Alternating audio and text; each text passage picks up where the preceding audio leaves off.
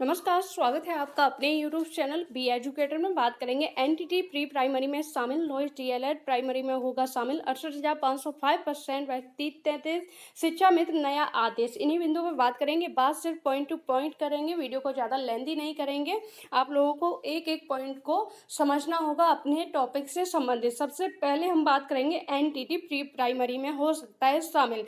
तो इसके लिए भी काफ़ी सारे कमेंट किए जा रहे हैं कि एनटीटी की क्या संभावना है प्री प्राइमरी में शामिल हो सकता है। वर्तमान की बात की जाए तो नई शिक्षा नीति के तहत जो चीज़ें हैं वो सुचारू रूप से संचालित की जा रही हैं और प्री प्राइमरी जो क्लासेस हैं उनको लेके भी जो इसमें शिक्षण देंगे, यानी कि आंगनबाड़ी और आपकी जो सहायिका हैं और शिक्षा मित्र, इनको जो है सेवारत प्रशिक्षण दिया जाएगा। यानी कि इसके लिए एक अंडर सर्विस में इसको इन सभी शिक्षकों को एक कोर्स कराया जाएगा जो कि सिर्फ प्री प्राइमरी लेवल का होगा। अगर एनटीटी की बात की जाए तो ये कैंडिडेट ऑलरेडी जो आपका दिल्ली में और राज्यों में मान्य होता है, जो दिल्ली राज्य में कराया जाता है नर्सरी टीचर ट्रेनिंग, जो एक सर्टिफिकेट होता है, जो कोर्स होता है, जो ऑलरेडी ये ट्रेंड होते हैं। तो संभावित है कि जो अगर बात की जाए यूपी में लगभग लाखों की संख्या में प्री प्राइमरी में आंगनबाड़ी जो है कार्य करती हैं, तो इसमें संभावित है कि इन कैंडिडेट को जो है मौका दिया जाए, क्योंकि प्री प्राइमरी में जितनी भी आंगनबाड़ी हैं उनकी एलिजिबिलिटी की बात की जाए तो 12th मांगा जाता है, उनके पास ऐसा कोई भी सर्टिफिकेट नहीं होता है। जबकि अगर एनटीटी की बात की जाए तो ऑलरेडी ये ट्रेंड है, तो इनको जो है और राज्यों की तरह मौका दिया जाएगा।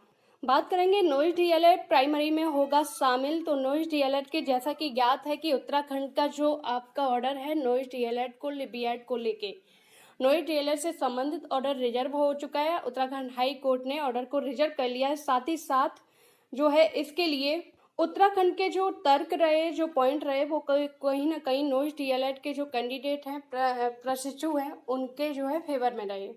सबसे पहला पॉइंट जो है इनकी अगेंस्ट, यानी कि बीएड की तरफ से तर्क रखा गया कि नॉइज डीएलएड में काफ़ी सारे कैंडिडेट ऐसे हैं जो 50% से कम हैं, जिनका जवाब जो है हाई कोर्ट ने दिया कि जो है एनसीटी अगर इस कोर्स को मान्य करती है तो हम उसमें हस्तक्षेप नहीं करेंगे। दूसरी चीज़ कि 50% से कम है, ज़्यादा है या 45% है, कितने परसेंट है, ये जो है मानक आपकी परीक्षा संस्था तय करेगी कि वो जब भर्ती लेगी तो एक डिग्री में मिनिमम कितनी क्वालिफाई होना चाहिए, कितने परसेंट तक जो है मिनिमम क्वालिफिकेशन होनी चाहिए। उस चीज़ को जो है पूर्ण तरीके से विभाग के ऊपर डिपेंड कर दिया। यानी कि साफ तौर से देखा जाए तो एक जो है 50% वाला जो तर्क दिया गया, तो उसमें हाई कोर्ट ने साफ सा इनकार कर दिया है कि यहाँ पर नॉइज डीएलएड की डिग्री के जो कोर्स है उसको मान्य करने की बात हो रही है, ना कि जो है उनके क्वालिफिकेशन पर, एक पर्टिकुलर कैंडिडेट के पास जो है क्वालिफिकेशन पर कि कितनी परसेंट उनकी क्वालिफिकेशन है। एनसीटी में यानी कि जो नॉइज डीएलएड है अगर वो मान्यता प्राप्त किसी भी संस्था से इस कोर्स को किए होंगे और एनसीटी ने मान्यता दी होगी, तो जो है वो उसमें हम हस्तक्षेप नहीं कर सकते और विभाग का ये होगा कि वो कितने परसेंट तक कि मिनिमम क्वालिफिकेशन को रखता है। तो साफ तौर से ये पॉइंट जो है पूर्ण तरीके से नॉइज डीएलएड के फेवर में किया गया। ऑर्डर जो है रिजर्व है, फिर भी ऑर्डर क्या चीज़ें होती हैं, हाई कोर्ट का क्या रुख होता है, संभावित यही है कि उत्तराखंड में प्री प्राइमरी लेवल में नॉइज डीएलएड को शामिल किया जाए। यानी कि इस तर्क का अगर सार देखा जाए तो हाई कोर्ट ने साफ तौर से कहा कि इस कोर्स को मान्य करने में कोई भी दिक्कत नहीं है। 50% से अगर आपका मानना है कि काफ़ी सारे नॉइज डीएलएड कैंडिडेट 50% से कम है, तो कम वाले ना लेके ऊपर वाले जो हैं मतलब आपके 60% है, 65% है, उनको मान किया जाए। यानी कि साफ तौर से प्लस पॉइंट हो गया कि नॉइज डीएलएड के पक्ष में है कि जो अगर 50% से कम वालों के पक्ष में आप नहीं हो तो 60% आपके 65% जो 55% जो भी कैंडिडेट है उनको लिया जाए। अगर ये मैटर जो है उत्तराखंड में नॉइज डीएलएड कैंडिडेट जीतते हैं तो कहीं ना कहीं UP candidate noise DElEd candidate के लिए काफ़ी ज़्यादा स्ट्रॉन्ग पॉइंट हो जाएगा। और जो अभी तक आपका जो गवर्नमेंट स्पेशल अपील दाखिल की है डबल बेंच में कि हमने इनको सिर्फ टेट में बैठने का मौका दिया, वो भी हाई कोर्ट के ऑर्डर से। जब हाई कोर्ट ने टेट में जो है इनको बैठने का मौका दिया तो जाहिर सी बात है सुपर टेट में भी इनको मौका मिलना चाहिए। वो बात अलग है कि राज्य सरकार जो है इनके अगेंस्ट है और उसके लिए स्पेशल अपील दाखिल कर चुकी है। अगर उत्तराखंड हाई कोर्ट इनको मान करती है तो यूपी में भी संभावित है कि इस कोर्स को इन कैंडिडेट को मान किया जाए जो है आपके प्राइमरी लेवल पर, सॉरी प्री प्राइमरी नहीं, प्राइमरी लेवल पर। बात करेंगे 68,533 पर, इस पर भी पॉइंट टू पॉइंट बात करेंगे, मैटर को ज़्यादा लंबा नहीं खींचेंगे। सबसे ज़्यादा आपके जो है कमेंट्स आते हैं 5% से संबंधित अपडेट जो है दीजिए या फिर नियुक्ति बताइए मैम कब तक मिल सकती है और 30-33 में क्या संभावना है। तो 30-33 की आप पहले एक चीज़ समझिए कि 30-33 का आपका मामला जो है वो पूर्ण तरीके से जो आपका हाई कोर्ट है उसमें पेंडिंग में है। आपका मामला जो है पूर्ण तरीके से कोर्ट में, न्यायालय की शरण में है। सरकार आपके पक्ष में नहीं है, ये चीज़ भी आपको समझनी पड़ेगी। अगर पक्ष में होती तो ये मामला इतना पेंडिंग में नहीं पड़ा होता, कब का मामला सॉल्व हो गया होता और आपको जो है अभी तक वेट नहीं करना पड़ता। कुछ चुनिंदा हैं जो इस मामले में अभी जो है उम्मीद लगाए हुए हैं और इस केस के लिए लड़ रहे हैं, जिसके लिए आपको एक चीज़ समझनी पड़ेगी कि 30-33 से संबंधित जितने भी कैंडिडेट हैं वो सरकार से उम्मीद ना रखें कि वो आपका फेवर करेंगी। सरकार अगर इस मैटर पर सही समय से हियरिंग भी करवा देती है, अपनी तरफ से पक्ष भी रख देती है, जो कोर्ट के द्वारा रिकॉल किया जाता है, जो पक्ष जो है मांगे जाते हैं, जवाब जो है मांगे जाते हैं, अगर उनको भी सही समय से दे देती है तो ये भी आपके लिए एक प्लस पॉइंट होगा, जो कि सरकार नहीं कर रही है। तो आप देख सकते हो कि सरकार बिल्कुल अगेंस्ट है। सारी चीज़ें आपके हाई कोर्ट के जो है ऊपर डिपेंड करती हैं कि मामला क्या रहता है और आपकी हियरिंग जो है वो भी डिपेंड करती है, क्योंकि जब आपकी हियरिंग नहीं सही समय से हो पा रही, आपका केस लगता है, वहाँ पर आपके एडवोकेट प्रेजेंट नहीं होते हैं, डेट जो है लगती है, जज भी आते, कभी जज आते हैं तो आपके एडवोकेट प्रेजेंट नहीं होते हैं। एडवोकेट जिस दिन होते हैं उस दिन जज उसको केस को नहीं सुनते हैं। तो चीज़ें सारी आपके संज्ञान में है कि मैटर जो है आपका पूर्ण तरीके से न्यायालय के समक्ष है। न्यायालय जो कुछ भी करेगा वही होगा और जो है सरकार से आप उम्मीद छोड़ दीजिए कि इसको लागू करेगी या फिर आपको न्याय दिलवाएगी।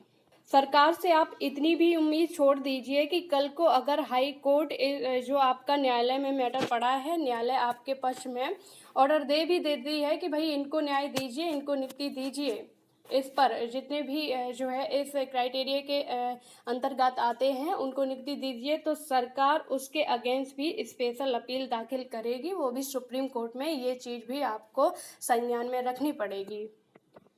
हो सकता है इन सारे तर्क से, इन सारी बातों से आप जो है डिमोलाइज हो, हताश हो कि इस तरह की जो है बातें कही जा रही हैं। ये इस तरह की बातें नहीं कही जा रही हैं, ये सच है कि सरकार आपके अगेंस्ट है। सरकार नहीं चाहती है कि ये हो, क्योंकि सरकार अगर इस चीज़ पर अपना जो है स्टैंड क्लियर कर देगी तो विवाद और भी ज़्यादा उत्पन्न होगा। अगर कल को 30-33 लागू हो जाता है तो पूर्व चयनित जो है उन पर भी इफेक्ट पड़ेगा और भर्ती में एक नया विवाद उत्पन्न होगा।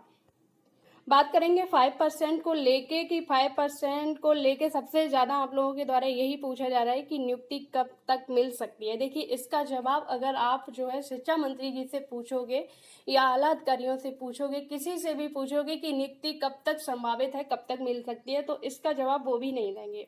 उनके द्वारा सिर्फ इतना बोला जाता रहा है और बोला जा रहा है और बोला जाएगा जब आप जाओगे कि आपका काम हो रहा है, आपका मामला संज्ञान में है, आपको धैर्य रखना पड़ेगा, आपको अपना संघर्ष जो है वो जारी रखना पड़ेगा, हम आपका काम कर रहे हैं, आपको यही आश्वासन मिलेगा। लेकिन आपको ये चीज़ भी जो है अपने माइंड में रखनी पड़ेगी कि आपका मैटर स्ट्रांग है। वो इसलिए है कि आपकी जो 23,000 सीटें हैं उस पर सबसे ज़्यादा 68,500 में जो बची हुई रिक्त सीटें हों उस पर सबसे ज़्यादा स्ट्रांग और विवादित मामला है वो 5% है कि अगर इस मामले को सॉल्व नहीं किया गया और 23,000 को लेके अगर सरकार ने कोई डिसीजन लिया, यानी कि आने वाले समय में नई भर्ती में अगर ये पद जोड़े जाते हैं और 5% को सॉल्व नहीं किया जाता है तो इस 5% से संबंधित यानी कि जो बची हुई सीटों पर जो दावेदारी कैंडिडेट कर रहे हैं रिजर्व कैटेगरी के कि इनको मिलनी चाहिए, उनके द्वारा केस फाइल किया जाएगा, मामला फिर से जो है कोर्ट में जाएगा, फिर से विवाद उत्पन्न होगा और एक लंबे समय तक सरकार को जो है ये चीज़ें फेस करनी पड़ेंगी। तो और जो है 22,000 सीटें भी वो भी फिर न्यायालय की शरण में जाएंगी और सरकार उन पर कोई भी निर्णय नहीं ले सकेगी। तो सबसे पहले अगर सरकार 23,000 पर कोई भी 23,000 सीटों की संख्या है वो कम नहीं है, सरकार को भविष्य में उस पर निर्णय लेना ही है। वो ज़्यादा लंबे समय तक इनको रिक्त नहीं रख सकती, क्योंकि भविष्य में एक नई शिक्षक भर्ती भी देनी है। उससे पहले इन 23,000 पर इन 23,000 रिक्त पदों पर जितने भी विवादित मामले हैं जिन पर लगता है कि सरकार फंस सकती है, उनको सॉल्व करा के उसके बाद जो रिक्त पद बचेंगे उन पर सरकार निर्णय लेगी और भविष्य में नई शिक्षक भर्ती उन पदों को जोड़ के देगी। क्योंकि अगर इस मैटर को सॉल्व किए बिना सरकार इन पदों पर कोई भी निर्णय लेती है या इधर उधर ऐड करने का प्रयास करती है तो तुरंत चैलेंज कर दिया जाएगा, जैसा कि 6800 में हुआ। 6800 में जब ये रिक्त पद दिए गए तो जितने भी 68,500 से कैंडिडेट जो 23,000 सीट के लिए लड़ रहे हैं, जो रिजर्व कैटेगरी से कैंडिडेट हैं, जो आपके 60 से 66 नंबर तक ला रहे हैं, उनके द्वारा केस फाइल कर दिया गया और सरकार से जवाब मांग लिया गया कि ये सीटें कहाँ से दी जा रही हैं। तो सरकार ने हलफनामा दिया कि 68,500 की ये सीटें नहीं हैं, ये अन्य रिक्त पद हैं, हम उनमें से ऐड करके दे रहे हैं। तो सरकार भी इस चीज़ को जानती है कि अगर 23,000 पर हमें भविष्य में आगे ऐड करना है तो सबसे पहले इन मैटर्स को सॉल्व करना पड़ेगा जो 23,000 में अपनी दावेदारी रखते हैं। अब दावेदारी रखने वाले जो मैटर हैं वो 30-33 हैं और आपका 5% है। दो ही मैटर हैं। अब 30-33 आपका ऑलरेडी न्यायालय में पड़ा है, जिस पर सरकार जो है जो चीज़ें होंगी हाई कोर्ट के द्वारा होंगी। अगर प्लस पॉइंट देखा जाए तो 5% है, जिसमें जो है संवैधानिक नियम का उल्लंघन हुआ है। अगर ये कैंडिडेट कहीं भी जाएंगे तो ये हारेंगे नहीं, सरकार को जो है इस मैटर पर झुकना ही पड़ेगा। तो इससे अच्छा है कि सरकार अब इस मैटर को ज़्यादा नहीं खींचेगी और सरकार इस सब चीज़ों को जानती है, तभी ये रिपोर्ट जो है लागू हुई है। सरकार के भी संज्ञान में ये चीज़ें हैं कि इन कैंडिडेट को कल को नियुक्ति देनी है, तो ये सारी चीज़ें सरकार के भी संज्ञान में है। उसी हिसाब से सरकार इन सीटों पर एक्शन लेगी। अब बात करते हैं कि नियुक्ति कब तक मिलेगी। चलिए, पॉजिटिव पॉइंट है और नियुक्ति तो मिलनी है, लेकिन कब तक मिलेगी तो ये जवाब जो है मैं आपको नहीं दे सकती, ना ही कोई अधिकारी दे सकता है, क्योंकि अधिकारी खुद जानते हैं कि उनको काम करना है और काम किस जो है हिसाब से करना है। अगर आप 68,500 के और भी जो मैटर हैं बेसिक के विभाग के, उनमें जो है न्यायालय के द्वारा सख्त आदेश भी दिए जाते हैं कि 2 महीने में इन कैंडिडेट को नियुक्ति दी जाए। उसमें भी दो महीने में नियुक्ति नहीं हो पाती है, बल्कि एक लिस्ट जारी कर दी जाती है। तो आप खुद समझ सकते हो कि विभाग जो है कितने जो है धीरे तरीके जो है इन मामलों को पेंडिंग में डाल के मैटर को सॉल्व करता है। फिर भी कुछ चीज़ें ऐसी होती हैं जो सोशल मीडिया पे शेयर नहीं की जा सकती हैं, क्योंकि कभी कभी ऐसा होता है कि सारी चीज़ें जो है अगर सोशल मीडिया पे शेयर की जाएं और आपके जो केस के प्लस पॉइंट हैं उनको बताया जाए तो ये आपके केस के लिए ही कहीं ना कहीं घातक हो सकता है। क्योंकि यहाँ पर जो है कोई भी नियुक्ति अगर होती है तो उसको रोकने वाले जो है पहले तैयार हो जाते हैं, मामले पहले न्यायालय में जो है पहुँच जाते हैं। तो उसके लिए ज़रूरी है कि ये ज़रूरी नहीं है कि आपको अपडेट दी जाए, ज़रूरी ये है कि उस पर काम हो रहा है, आपकी जो है पक्ष में चीज़ें सकारात्मक हैं। आपको धैर्य के साथ जो है संघर्ष करना पड़ेगा। जब इतना वेट किया है, आगे भी थोड़ा धैर्य रखिए, संघर्ष जारी रखिए और आपको नियुक्ति मिलेगी इस पर। अब आपको डेली आके जो है बताया जाए 68,500 में जो है ब्रेकिंग आज मिलेगी नियुक्ति, कल मिलेगी नियुक्ति, अभी मिल रहा है नियुक्ति पद, तो ऐसा नहीं हो सकता। देखिए, इसके लिए तो व्यू तो ला सकते हैं हम अपने चैनल पर, लेकिन कहीं ना कहीं आप लोगों के साथ गलत होगा। तो आप लोग भी एक चीज़ को जो माइंड में रखिए कि अपडेट से ज़्यादा ज़रूरी है कि आपका जो है काम हो वो हो, आपको नियुक्ति मिले। और जो है जब 4 साल जो है हो गए हैं, आप लोगों को ये खबर नहीं हुई कि इस तरह का कोई केस लड़ा जा रहा है संवैधानिक संस्थाओं में, जो है 5% को लेके कोई केस लड़ा जा रहा है। तो जो है अब आप लोग, अब जब रिपोर्ट आ गई है तो आप लोगों को इतनी व्याकुलता क्यों हो रही है कि आज ही नियुक्ति मिल जाए। जब आप लोगों ने इतना वेट किया है तो थोड़ा और वेट करिए। जो है आपके पक्ष में चीज़ें हैं, जो आपके जो लीडिंग टीम है वो उस चीज़ को कर रही है, और जाहिर सी बात है जब उन्होंने यहाँ तक इस मैटर को पहुँचाया है तो काफ़ी सारी चीज़ें उनके संज्ञान में होंगी, वो अपने हिसाब से चीज़ें कर रहे हैं, उनको सपोर्ट करिए और पॉजिटिव रहिए। सबसे बड़ी चीज़ है कि आप अपने मैटर को लेके जो है नेगेटिव चीज़ें रखते हो तो प्रॉब्लम ज़्यादा फेस करनी पड़ती हैं। उसी के साथ अगर आप किसी भी प्रॉब्लम को पॉजिटिव वे में लेके, पॉजिटिव चीज़ें माइंड में रख के अगर जो है समस्या का हल खोजते हो तो आपको उसका सकारात्मक परिणाम और भी ज़्यादा जल्दी मिलता है।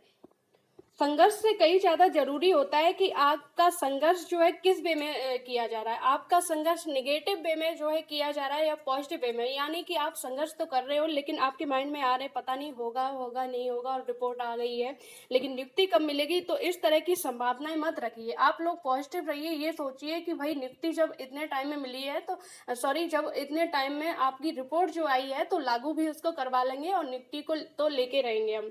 इस चीज़ को एक पॉजिटिव वे में रखिए तो जो है उसका परिणाम भी आपको पॉजिटिव मिलेगा और जल्द मिलेगा। दूसरी चीज़ कि आपके माइंड में फिर भी कहीं ना कहीं एक जो है निगेटिव थॉट आते हैं कि जो है पता नहीं आप शिक्षक बन पाओगे नहीं बन पाओगे, तो कहीं ना कहीं आपके संघर्ष में ये चीज़ें बाधा उत्पन्न करती हैं कि आप संघर्ष तो कर रहे हो और आपको पता भी है कि आपका केस स्ट्रांग है, आपको ये भी चीज़ है कि कहीं ना कहीं मिल जाएगी हमें जॉब। तो उसके लिए ज़रूरी है कि जब भी आप इस तरह की निगेटिव थॉट आए तो उनको पॉजिटिव थॉट में जो है कन्वर्ट कीजिए। सोचिए कि वाकई में जो है हम जिसके लिए संघर्ष कर रहे हैं हमें जो है शिक्षक ही बनना है, हमने इतनी तैयारी की है तो जाहिर सी बात है शिक्षक बनना है और बहुत जल्द हम बनेंगे।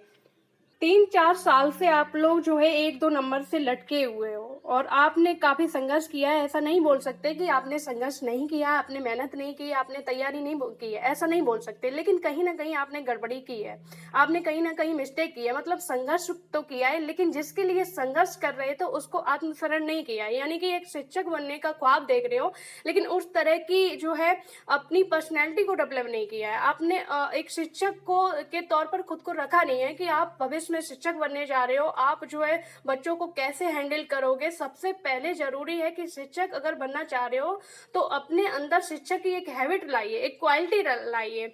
जब आपने संघर्ष किया है, जब आप ये सारी चीजें अपने अंदर लाओगे तो 100% आप जो ड्रीम देख रहे हो, आप जो गोल देख रहे हो, उस गोल तक आपको पहुंचने में ज्यादा समय नहीं लगेगा, आपको ज्यादा वेट नहीं करना पड़ेगा। आप 2-3 नंबर से रह रहे हो तो इसका मतलब ये नहीं है कि आपने जो है एक संघर्ष नहीं किया है, आपने मेहनत नहीं की है। आपने कहीं ना कहीं अपने विजुअल को लेके, अपने ड्रीम को लेके थोड़ी सी मिस्टेक की है कि जिस चीज के लिए आप संघर्ष कर रहे थे उसके लिए पूर्ण तरीके से खुद को तैयार नहीं किया है। अगर एक एलिजिबिलिटी देखी जाए, योग्यता देखी जाए, एक मानक देखा जाए शिक्षक का शैक्षणिक योग्यता, तो उस तौर पर तो आपने उसकी तैयारी की, संघर्ष किया कि भाई इतने एक प्राइमरी में शिक्षक बनने के लिए हमें इतना सिलेबस पढ़ना पड़ेगा, ये तैयारी करनी पड़ेगी और इतने मार्क्स लाने पड़ेंगे। उसके लिए आपने मेहनत भी की, 2-3 नंबर से रह गए तो इसका मतलब ये है कि आपने किताबी तौर पर, मानक के तौर पर तैयारी की है लेकिन आपकी पर्सनैलिटी में जो एक शिक्षक का जो है गुण आना चाहिए, जो आचरण आना चाहिए, वो अभी तक डेवलप नहीं है। जरूरी है कि पहले आप वो विजुअल कीजिए, अपने अंदर एक शिक्षक की पर्सनैलिटी को डेवलप कीजिए, तब आप ये विजुअल करोगे तो 100% जो है आप जो ड्रीम देख रहे हो, आप जो शिक्षक बनने का सपना देख रहे हो वो पूरा होगा। और ये सिर्फ मैं इस चीज को लागू करने के लिए नहीं कहती हूँ कि आप जो है सिर्फ शिक्षक बनने की तैयारी कर रहे हो, ये सिर्फ इसी पर लागू होता है। आप किसी भी डिपार्टमेंट में जाने की तैयारी कर रहे हो, किसी भी जो है ब्रांच में, किसी भी जो है डिपार्टमेंट में जाने की तैयारी कर रहे हो, तो उसके लिए आपने एक मानक के तौर पर, शैक्षणिक तौर पर पूरी तैयारियां की हैं। अगर आपने खुद को उस तरीके से नहीं डाला है, अगर आपने खुद का आचरण उस तरीके से नहीं बदला है तो आपको समस्याओं का जो है सामना करना पड़ेगा। तो उससे पहले है कि आपको समस्याओं का सामना करना पड़े तो अपने अंदर जो है ये सारी चीजें जो है वो डेवलप कीजिए और आपकी जो छोटी छोटी गलतियां हैं जिनसे नोटिस कीजिए कि आखिर हम यहीं पर आके क्यों जो है लटके। अगर आपने मेहनत की है तो जो है इतने इतने ही क्राइटेरिया में आके क्यों लटके, 2-4 नंबर और ले आते तो आप पास हो जाते, उससे और भी ज्यादा। तो कहीं ना कहीं आपके जो है विजुअल में, जो आपने विजुअल किया है कि आपने संघर्ष तो किसी और के लिए किया है, शिक्षक बनने के लिए, लेकिन उसके लिए प्रॉपर तरीके से खुद को तैयार नहीं कर पाए। तो अभी भी समय है, आपके पास समय है। इस दौरान आप जो है अपनी पर्सनैलिटी को डेवलप कीजिए, एक शिक्षक के जो गुण हैं वो लाइए अपने अंदर पहले।